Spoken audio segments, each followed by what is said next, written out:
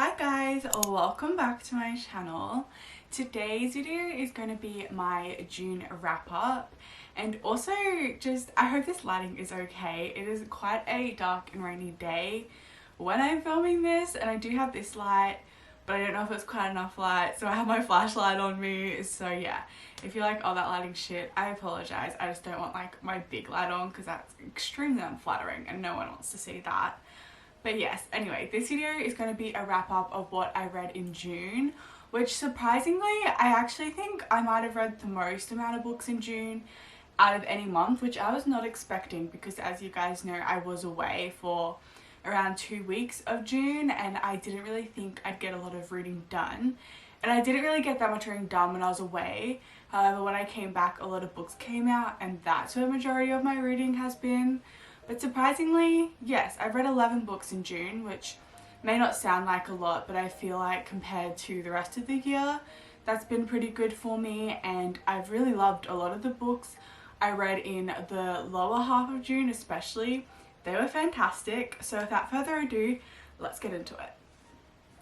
As always, thank you so much for being here, for watching. I very much appreciate it, and I always love seeing what you guys have read, what you're reading, and what your opinions are on books that maybe I've mentioned. So as always, please feel free to comment down below what your favourite book was of the month. If you've read any of these books, I always look forward to hearing your opinions. And also, it may start raining, so if you can hear it in the background, I apologise, I can't really do much about that. But anyway, let's get into what I read. So this month, I'm actually filming this in July, so last month I started and finished my month off with Mafia books, which I was not expecting, but the first one that I'll talk about was okay, and then the last one was fantastic. So a okay start and then a fantastic end to the month, both with Mafia books. So the first one I read was Ruthless, Deviant by C.S. Joyce. And this is an Irish Mafia book, which normally the Mafia books I read are either America or Italy based, not generally Irish. So it's kind of like a different setting, which I appreciated. However, the book was okay. It was a bit too rushed, I think, for my taste. And it is the first in a series, so I might check the rest of the series out as it kind of releases. However, it was just okay. I gave it a 3 stars. So in this book we're following Flynn, who's a bartender. His life's a bit of a mess. He kind of just doesn't really know what he wants to do. He's consistently making like mistakes in his life, and so he's currently bartending and basically just trying not to fuck up at the moment. And that is where he meets Ares Donovan, who is the head of the Mafia of Ireland, I suppose. And these two meet at a bar where Ares' father, he just passed away, and his father used to come to this bar a lot, and that's where these two meet and kind of just connect and have this chemistry. But Flynn has very much been warned, like, don't get involved with the Mafia, like it's just not a good idea, and he does it anyway. And so there's kind of like an underlying plot of someone deceiving the Mafia, so we're figuring that out. And it was okay. I liked them as characters, but I did feel like we got the build up pretty quick, but then afterwards like everything was wrapped up super quickly, and I much prefer like a slow burn, but then also getting to see the after and see that in a longer form than just very quickly done. So yeah, I read that. It was okay. Like, I read it, I enjoyed it, and that was that. Then we had the first fantasy book of the month, and this is With Blood by Aaron M. Geist, I'm gonna go with. And this is a book I actually saw recommended by Cat Beam Books on YouTube, and she had put it in her reading vlog and she really enjoyed it, so I thought I'd check it out as well. Really love the cover of this one, and I really liked the premise of this story as well. So in this book we are set in the Empire of Klios, and we are following our main character Joshua, who he is studying medicine to hopefully be a healing doctor. And in this world there is magic, and the main kind of, I guess, plot slash tension of the book is there is this kind of cult. It's called the Shadows of Hammer, and they are this mysterious cult that occasionally like kills people, takes things, like it's just kind of a bit of an unknown, but everyone's been warned about it. And one night Josh goes to an academy for magic and healing, and he is abducted from there by the Shadows of Hammer. And this is a one-person point of view, which Aaron actually commented and said we will be getting dual point of view in the next book, which I'm really excited for. But this was just Josh's perspective, basically, as he gets abducted. He's about to get killed, and then by our other two main characters, Sidara and Kane. He's about to get killed, and then they discover a birthmark on him, which is kind of like his saving grace, because they've been waiting for this person with a birthmark for years. And so he is then taken to their castle. I really liked the atmospherical imagery we got in this book, because it was very like gothic castle, secret kind of society, but it's a cult vibe, and I really loved that. And so we kind of just see Joshua get taken there and train and learn basically what this cult is about, what the Shadows of Hammer are all about. And it's not, I wouldn't say like romance is the main plot. It's definitely more about Joshua figuring out what he wants, and also this fine line of him wanting to be a healer and now being in a group of people that kill. And it's like, because they're assassins, I forgot to mention that. The Shadows of Hammer are assassins, and so it's kind of like this situation where he's like, I don't align with that, but that's where I am, and I also have this birthmark, and I can't really leave because I'll be killed, but I also want to be a healer. However, I am now a part of an assassin group. So that's kind of his internal, I guess, fight he's going through throughout this book. And then Sidara is my other favourite character. He's probably my favourite character of the book, actually.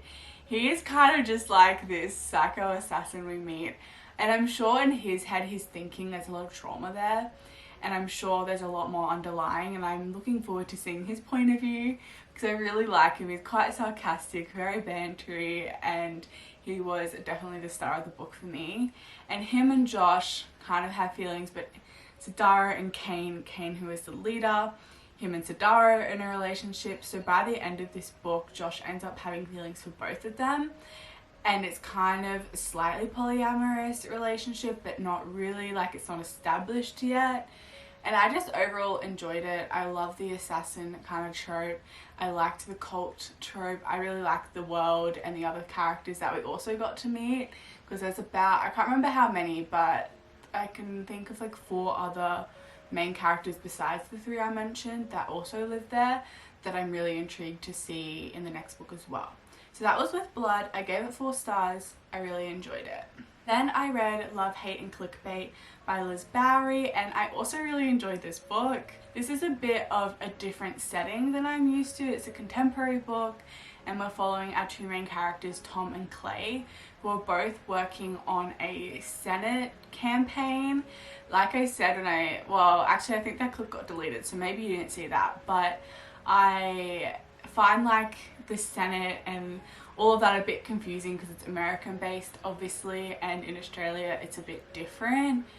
And I've always wondered, like, do people working on campaigns get paid? Like, I don't really get it fully, so if someone could explain it to me, I'd love to hear about it. But essentially we're following both of them as they work on a campaign for this woman, Leonie, someone starting with an L, did not like her, simply really despised her actually. And Tom is kind of just like an asshole. Like, he's like, thinks he's better than everyone. He's a bit of a stuck up asshole, but also a bit of like a people pleaser. And then we have Clay, who I really like, and he's kind of putting on a facade of, oh, that's right. He's kind of putting on like this facade of acting strong and wanting to fit in, because he got let go from a company. He was actually like, not the head of, but he was the one who helped with the main idea of this company, and then his other partner very much was a dick and like disowned him, and so now he's working on the campaign as a data analysis. And Tom and Clay do not get along at all. It's definitely a it is like, I would say, enemies to lovers. It's not really rivals because they're not rivaling for the same thing, but there's very much a dislike there, mainly from Tom. I would say he's the main asshole perpetrator in this book, but these two get in like a bit of a, well, Tom is trying to intimidate Clay essentially because Clay was showing something on the TV which meant that they couldn't see the person they're running for, like, with.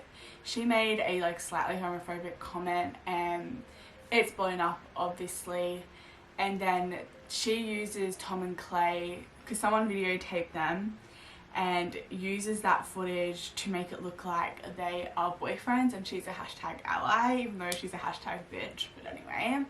And so these two have to have a fake relationship and it's quite funny. I really enjoyed it. I enjoyed their banter. I liked that it was a slow burn. I really liked the lead up and I liked the after too. I just wish we got to see more of it, and I do wish we got more depth in the characters. However, I quite enjoyed the writing style. I enjoyed them as characters though, so I still had a really good time. I just wish there were a few things were different. And I just thought it was overall quite interesting to see. Again, like a setting where fake boyfriends and also I think higher stakes involved, because who they were running for is basically like, you'll not get another job if you don't do this. And so just an interesting dynamic overall, which I haven't read about very much, so I really enjoyed and appreciated it. So that was Love, Hate and Clickbait, 4 stars. Really loved. And I read The Date Mistake by Joelle Lynne. This was a fake dating, boss and employee book. We have Aaron, who owns a cafe, and then we have Trevor, who is a waitress that works in the cafe. Basically, Aaron has been straight his whole life, but his brother kind of sees the dynamic between Trevor and Aaron and is like, I think you might actually like him, so take him as your fake date to the wedding and see where it goes, essentially. And that is what they do. I really enjoyed it. It was cute. It was fun. I gave it 3 stars. I liked it.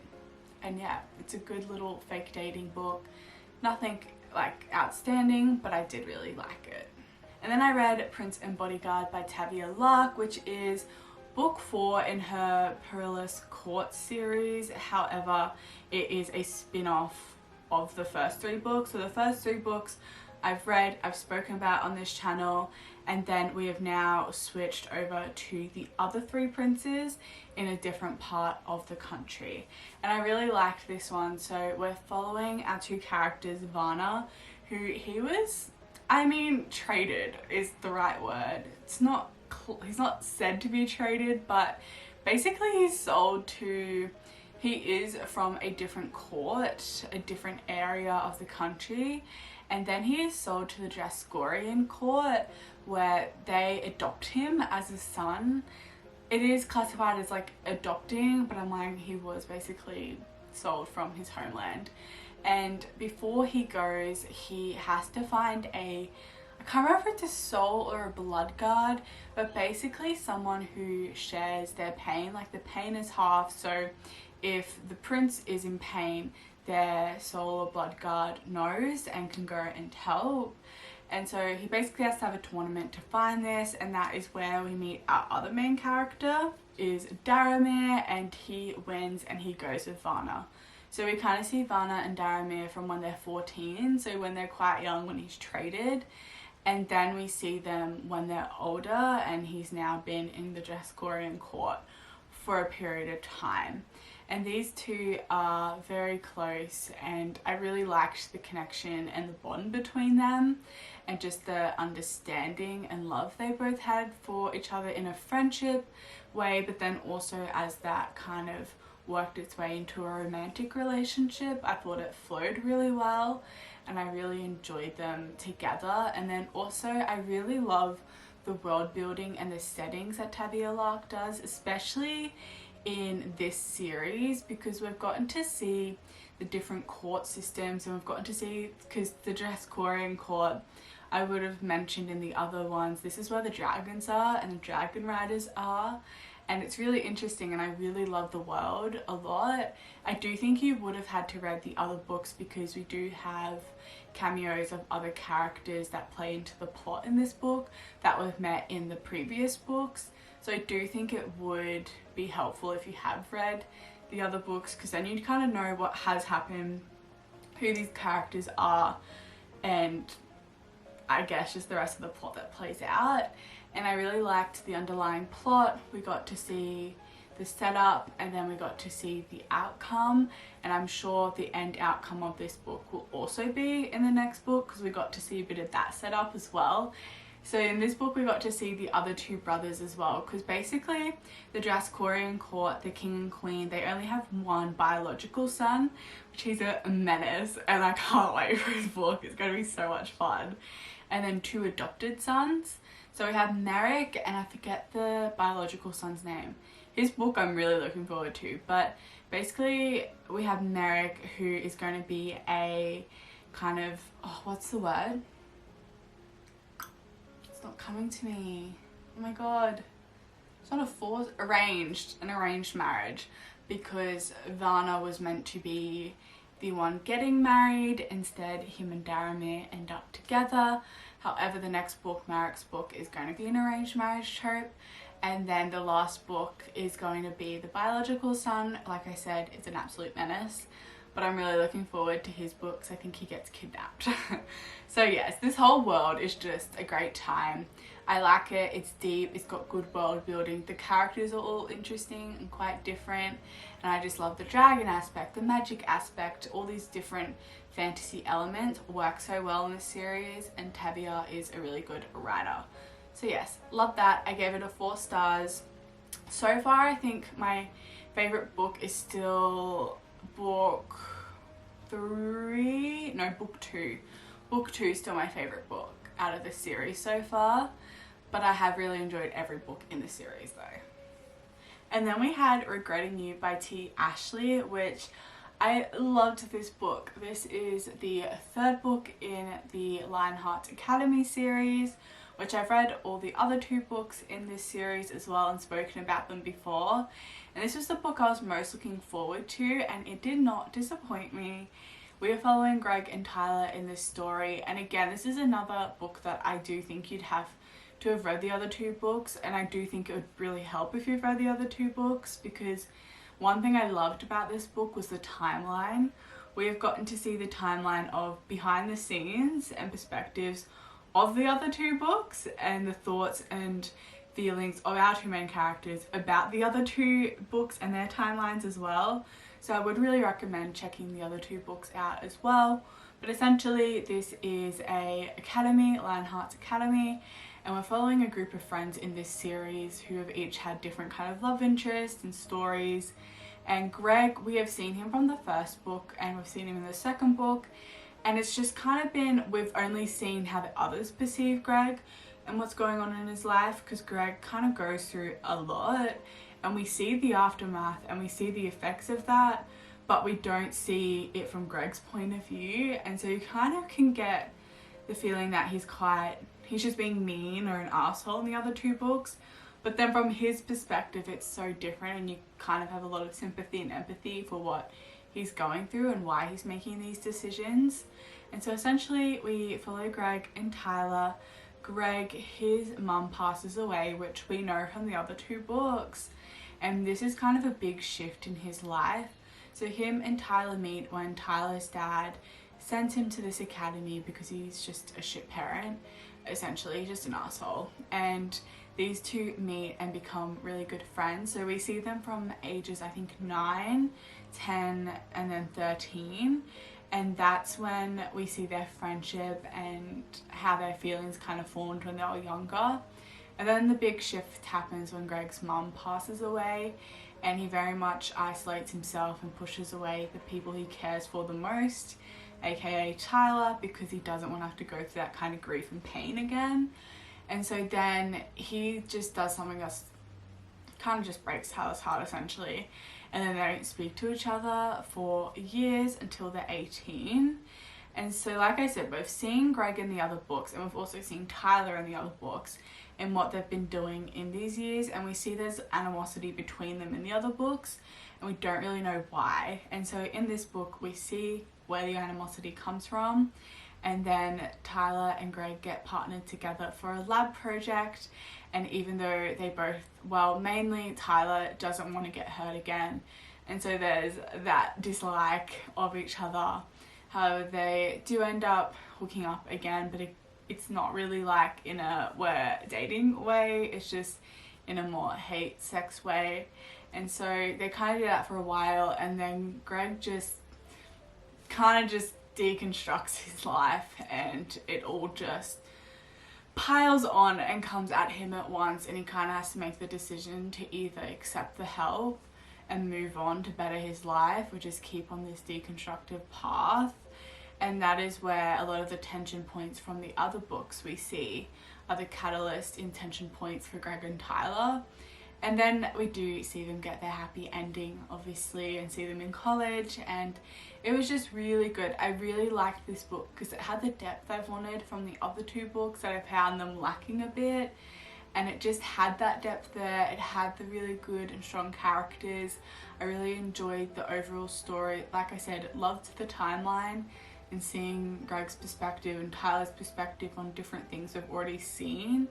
And I just really appreciated getting to see them from a young age up until they're 18 going on 19, and just that overall plot, timeline and story of theirs. And I just thought they were really cute together and just what each other needed. So I love this book. I gave it 4 stars. It was fantastic. It was really good. It's been my favourite in the series, and I'm not sure if this is the last book or if we'll get other side characters we've seen get their own books. I don't know, but I would happily keep reading books in this series.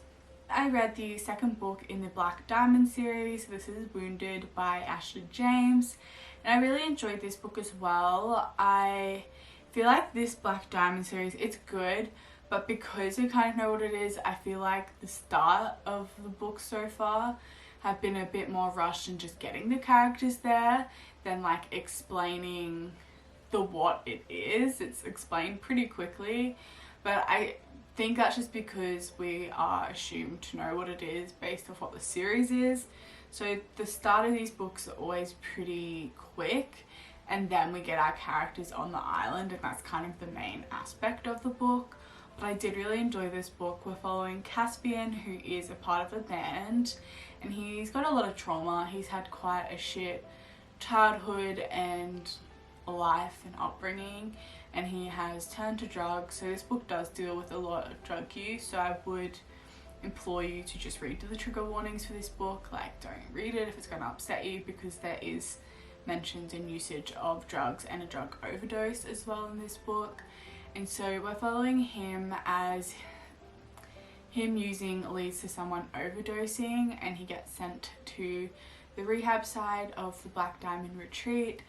We're also following our other character, Rowan, who he's just kind of partying and doesn't know what to do with his life. His parents are a producer and a model, and very distant, don't really have much to do with him, have just left him from a young age. However, he's still like so cheery and happy, even though he does have a lot of like self-deprecating thoughts and does struggle with being insecure and just in who he is and why anyone would love him. He's still like such a sunshine character, and I love him for that. And so he also gets sent to the rehab side because his parents think his drug use is out of control, even though I wouldn't say he's an addict by any means. Caspian may be a bit more, but that's how these two meet, and Caspian is very much, is a grumpy sunshine for sure, with Rowan being the sunshine and Caspian being the grumpy. But Caspian just finds it hard to let people in, to get close to anyone because of his past. And so we see these two, with Rowan really making the effort to want to be friends, and then them hooking up and then obviously falling in love. And then there's a tension point, and I liked that, but I didn't love the ending as much. I wish we got to see more of them. That's something I just wish authors, like, some authors do it really well, and sometimes it falls a bit short, but I just wish we got like more of the after, not just the getting together, and we got to actually see them be happy. We did get a little bit, but not, I would have preferred a bit more personally. And yeah, it was good. I really liked it. I gave it 4 stars. It's the second book in the series. I'm excited for the third book, and I enjoyed it. I mean, I really love Ashley James, so I'm not that surprised that I liked it. another fantasy book. This is Crossing Acheron by HD Birde, and this is their debut novel. This is the first book I've read by them, first book they've got out, and this is a vampire based book, and it's quite, as I said in my reading vlog, I did speak about this. It's quite complicated and it's very intricate world building in terms of it being heavily based on the vampire side of it. And like I've said, like I read some vampire novels and it's been definitely more based on the romance than the vampire aspect, whereas this was heavy on the vampire politics, family, history, just everything. But I really found that interesting and I enjoyed that. And so in this book, we are following our main character, Malichi. I hope I'm saying that right. We're following him, and this is again just one perspective from Malichi's perspective. And he meets this guy, Marcellus, at a bar, and he goes home with him and then is kind of disorientated, and a few days later he's killed. However, what he didn't know is he is a Dampier. Again, I hope I'm pronouncing it right. He's a Dampier, and he's half human, half vampire, which is quite a rare thing in the vampire world, and they kind of have abilities that some vampires don't, but then still have some human traits in them. And basically Marcellus is part of the clanless, which there's the vampire court system, which is divided up into about 4 different courts, and then there's the clanless who are not a part of this court essentially, and the clanless and the vampires are at war. And so Marcellus takes him, kidnaps him, turns him. Then Malichi is rescued but also kidnapped by Acheron, who is one of the vampire princes. There's the Archon and then the Acheron. And when I was reading it, I was like, wait, what? Because it's only like an ER, that's the difference in it, and I had to really pay attention to what I was reading. But the Archon is the king of vampires, and then the Acheron is one of the prince of vampires, and he's a prince of a particular court. And so he takes Malichi, and then from there, there is a much bigger kind of plot at play in terms of the vampire courts and what's really going on, what's happening with the clanless. There's just a lot happening, and I really enjoyed it, and I do think the explanations were well done and the understanding around the vampire courts was really interesting. The only thing that got me was the like parent, sire, sibling, child aspect of it, because basically the Archon is going to be married to the Acheron, but then they have one child, I think biologically, but then the Acheron has many children, but I think they're only sired, not biological. So it was a bit confusing on the family aspect of it, I won't lie, that got me a bit. And the romance, I wouldn't really say is again a main part. It's definitely more like lust and sex than it is a romance, because I don't know if the Acheron and Malichi are going to be the 2 main romantic interests. Like Malichi is our main character, but him and the Acheron did have something in this first book, but I don't know if that's going to be the end relationship, because we do have other characters that we meet that do have the potential. So yeah, it was good. I really enjoyed it. It kept me really intrigued, and I will be checking out the second book because this is first book in a series and I really enjoyed it. I gave it 4 stars too. It was good. Had a college book. This is Drowning in You by Camden, Jess, and I really enjoyed this book actually. The more I think about it, the more I enjoyed it. And so this is a college swim team book, which is a bit different because normally it's hockey. It's either hockey or football. So I really love when authors switch up what sport it is and we get the swim team. I love that. I think it's such a fun aspect. But in this book, we're following 2 characters, Cloud and Raina. Cloud is kind of struggling from the loss of his best friend, Zane, and he's just at a point where he's just not really sure what he's doing. He's just kind of shut down, and he is starting college and he is on the swim team, and he's kind of wanting to get to this particular spot in the relay team as well. And then we have Raina, who his parents are both really rich and wealthy, and he kind of has, again, these expectations, and his family's quite fucked up. His dad is not nice, and he's struggling with that, but he kind of has this very public persona of who Raina is, like the party boy, the fuck boy, like he's always been top of the swim team, and that is kind of him. But he's very, I love him so much, but these two very much don't like each other. Like, this is an enemies to lovers, and they are competing for the same spot on the relay team. So there is like the competitive aspect, and then also the fact that they just love to rile each other up. Mainly Raina likes to rile Cloud up, but these two actually end up being roommates, which also adds to it. So it's just like every trope I love in one book. And I also just loved the depth of this book as well, because when you kind of hear like college sport roommates, it can be sometimes a bit shallow, but this wasn't that, and I really enjoyed that aspect of it. It was dual point of view. It was just fantastic. We got to see these two really dislike each other, but also have these very sexual feelings for each other, and then act on that. And then we got to see them get that deeper understanding and love and just everything for each other, and it was really well paced. I loved the pacing of this book. It was fantastic because we got the anger and the hatred, and then we got the, oh, there's chemistry here, and then we got them developing feelings for each other, and then we got the main tension point, which actually was not what I was expecting, and it surprised me in the best way. And then we also got the after, and I just loved it. It was really good. Actually, the more I think about it, the more I really enjoyed it. And I gave this a 4 stars, but probably like a 4.5, because I loved it. And I love them as characters. I think both characters were distinct in their own personalities, but also work so well together. And I really just, I enjoyed it so much. So that was Drowning in You. This is the first book in a series. I will be checking out the following books, and I'm really excited to see what they are, and I will be reading more from this author. Again, I do think this is the author's potentially first book. I can't remember if it was this author or another author of a college series, but either way, I really enjoyed it, and we'll be checking out more.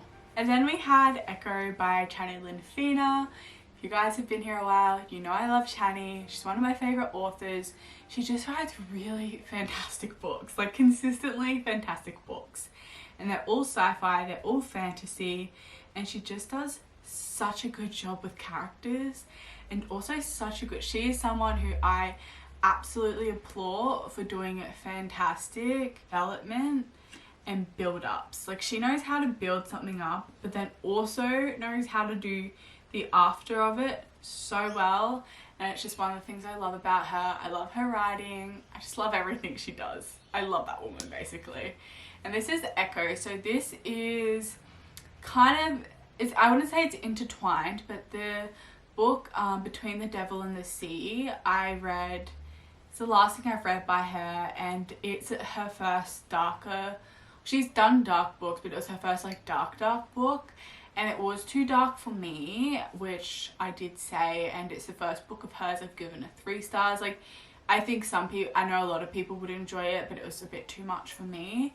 And so this was another dark book kind of set in a similar, I don't think it's set necessarily on the same planet, but set in the same world. And this book is a college sci-fi book, which is so cool.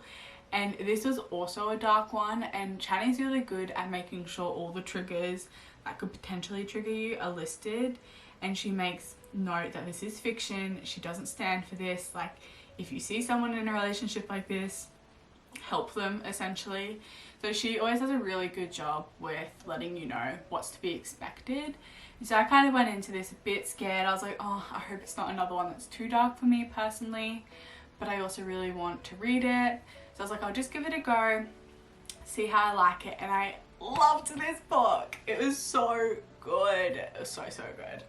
Again, like, not a healthy romance or relationship by any means. Like, if you know someone in a relationship like this, please get them help. But in a fictional setting, I loved it. I ate it up.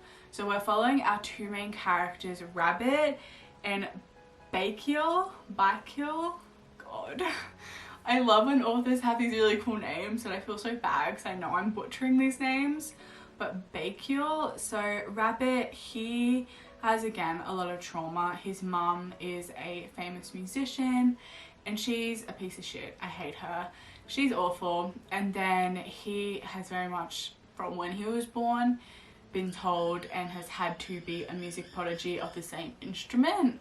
It's a really cool instrument. It's kind of like a violin, but you use your emotion to play, and only a select amount of people can play this instrument, and you basically unlock new emotions that are colors and come out when you're playing.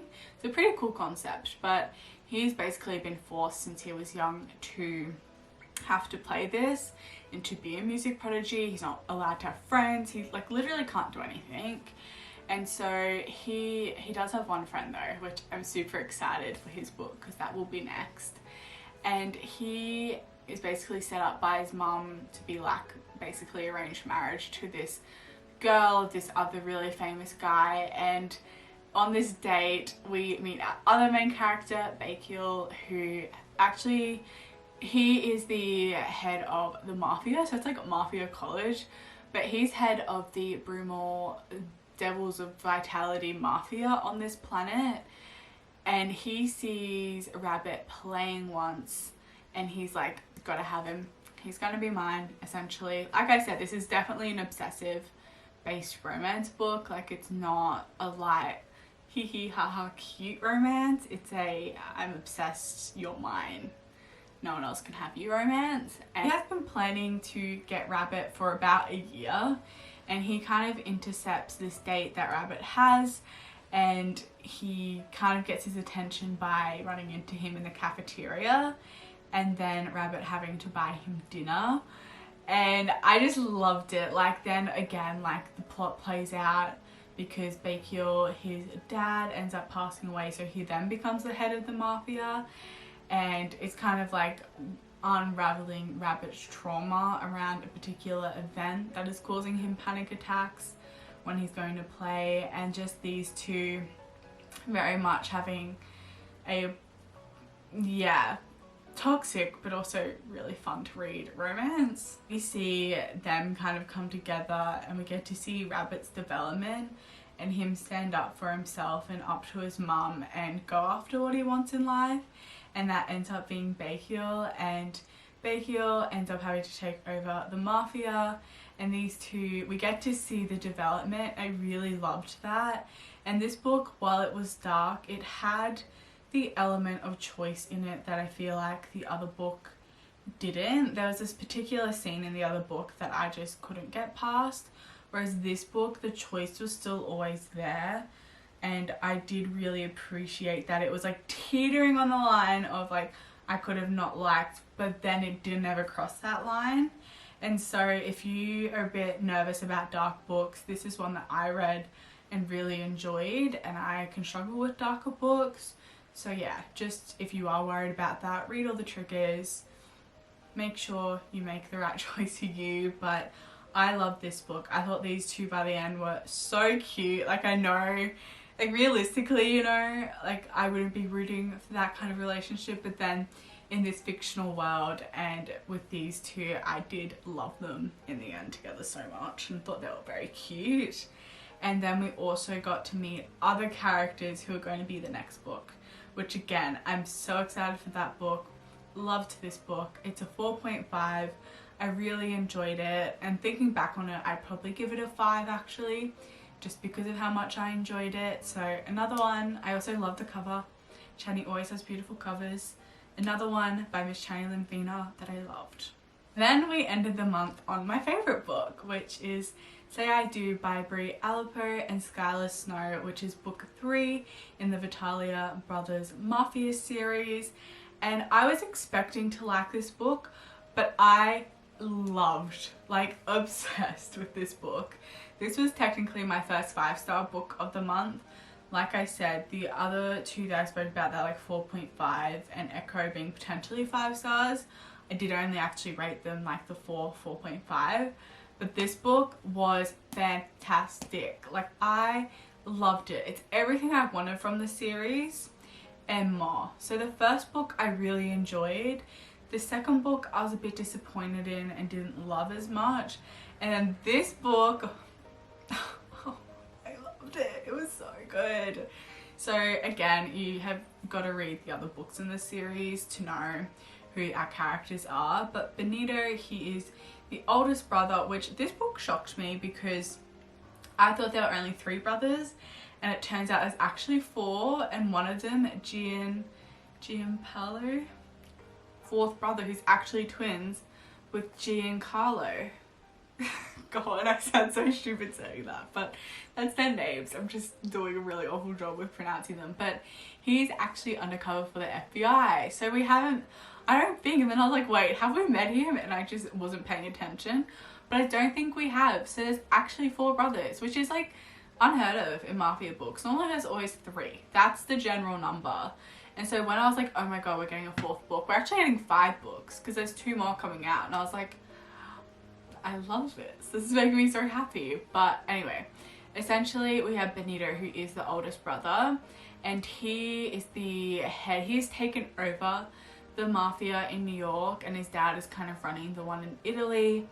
And so we have seen him throughout the series, and again, he's kind of got some past trauma, especially with a relationship that we do learn about in the first book. And so he's kind of just been like shut off from relationships.